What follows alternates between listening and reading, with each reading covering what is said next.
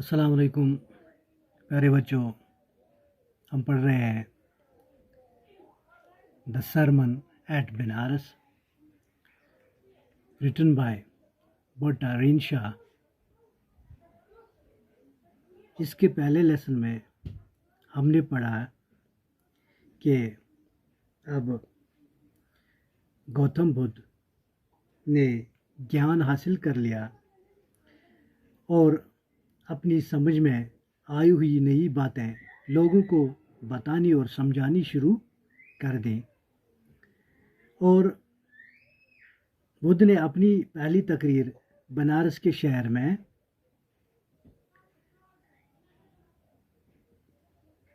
में की। उसकी तकरीर को महफूज करके रखा गया था।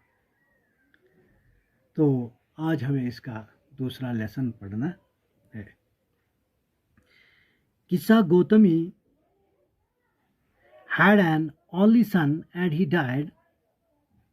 In her grief, she carried the dead child to all her neighbors, asking them for medicine, and the people said, "She has lost her senses. The boy is dead." किस्सा गौतमी का एक इकलौता बेटा था जो मर गया। गमगीन होकर इसने अपने मरे हुए बेटे को उठाया और इसे लेकर अपने तमाम पड़ोसियों के पास गई और उनसे बेटा जिंदा करने की दवा मांगी। तो लोगों ने कहा, वह अपने होश खो बैठी है, लड़का तो मर गया है, अब कैसे ये जिंदा हो सकता है। At length, Kissa Gautami met a man who replied to her request, "I cannot give the medicine for the child, but I know a physician who can."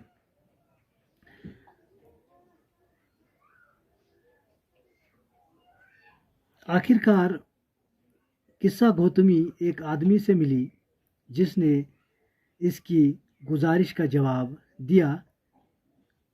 कहा, मैं तुम्हारे बच्चे के लिए दवाई नहीं दे सकता, लेकिन मैं एक हकीम को जानता हूँ जो ऐसा कर सकता है। And the girl said, pray tell me sir, who is it? And the man replied, go to Sakyamuni the Buddha. तो और इस औरत ने कहा, मेहरबानी करके मुझे बताइए जनाब कि वो कौन है। और आदमी ने जवाब दिया, शल्या मुनि बुद्ध के पास जाओ। किस्सा Gautami repaired to the Buddha and cried, Lord and Master, give me the medicine that will cure my boy. किस्सा गौतमी शलिया बुद्ध के पास पहुंची और चिल्लाई, ऐ मेरे आका और मेरे मालिक, मुझे ऐसी दवाई दीजिए कि जिससे मेरा बेटा ठीक हो जाए। The Buddha answered, I want a handful of mustard seed. And when the girl, in her joy, promised to procure it, the Buddha added, the mustard seed must be taken from a house where no one has lost a child, husband, parent or friend. तो बुद्ध ने जवाब दिया, मुझे एक मुट्ठी भर सरसों के बीज चाहिए। और औरत ने खुशी से ये लाने का वादा किया। तो बुद्ध ने कहा, सरसों का बीज उस घर से लिया जाना होगा जिस घर में किसी का बच्चा, शौहर, माँ, बाप या कोई दोस्त मरा ना हो। Poor Kisa Gautami now went from house to house, and the people pitied her and said, "Here is mustard seed, take it." But when she asked, "Did a son or daughter, a father or mother die in your family?" they answered her, "Alas, the living are few, but the dead are many.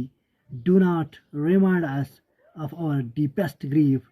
And there was no house, but some beloved one had died in it.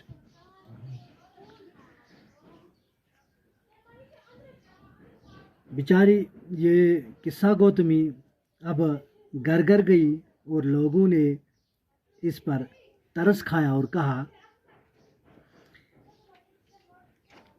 कहा ये है सरसों का बीज, ले लो।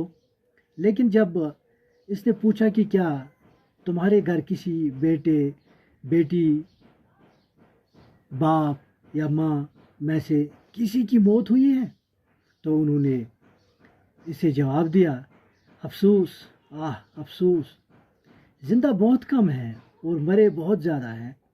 हमें अपने इंतहाई गहरे गम याद ना दिलाओ। और ऐसा कोई भी घर नहीं था जिसमें किसी प्यारे की मौत ना हुई हो।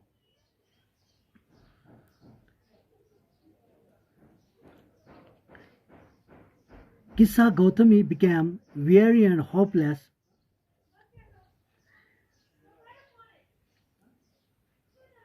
And sat down at the wayside, watching the lights of the city as they flickered up and were extinguished again.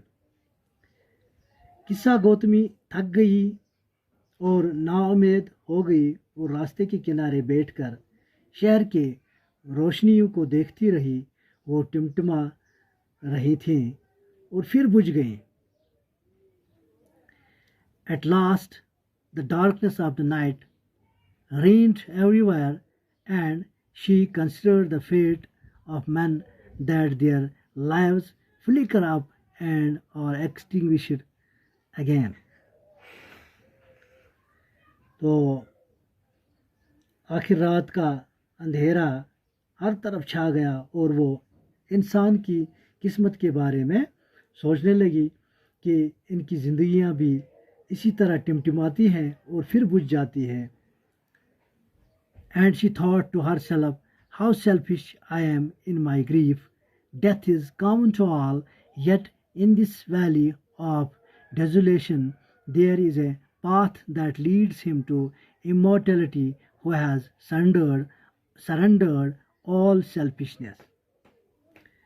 और फिर वो अपने मन में सोचने लगी, मैं अपने गम में कितनी खुदगर्ज हो गई हूँ, मौत तो सबके लिए बराबर है। फिर भी इस सुनसान वादी में एक रास्ता है जो ऐसे इंसान को लाफानियत यानी हमेशा जिंदा रहने की तरफ ले जाता है, जिसने सारी खुदगर्जी छोड़ दी हो। Okay, thank you.